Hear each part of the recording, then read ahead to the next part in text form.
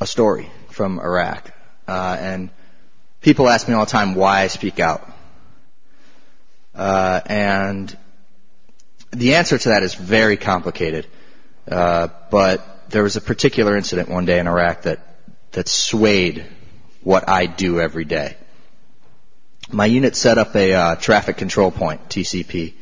This car speeding at it very quickly. This young 18-year-old kid on the top of a up-armored Humvee with a 50 caliber machine gun makes a split-second decision that car might be a car bomb. He presses the butterfly trigger of his 50 caliber machine gun and puts more than 200 rounds in less than a minute into that vehicle. Minutes later, other soldiers dragged his decision from that car. They dragged out a mother, a father, and 2 children, son age 4, daughter age 3. Now that evening I sat in a briefing room where that was briefed to a general. It was briefed to a general, 2 full bird colonels, 2 lieutenant colonels, a list of sergeant majors, a stack of majors, and a whole litany of other officers. It was a division-level staff meeting. This was briefed to the general, and one of these full bird colonels turns to the entire division-level staff and says, "If these fucking Hajis learned to drive, this shit wouldn't happen."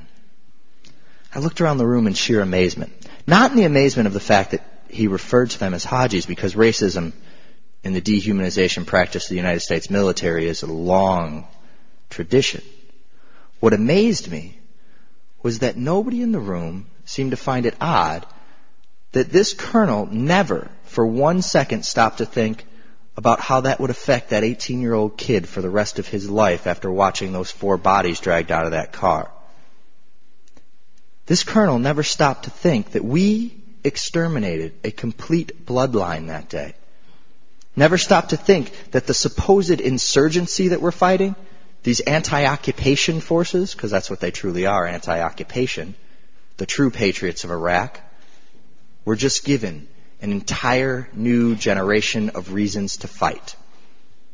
Never stopped to think of all of this. His reaction was simply, if these fucking Hajis learned to drive, this shit wouldn't happen. This is the attitude that we're up against.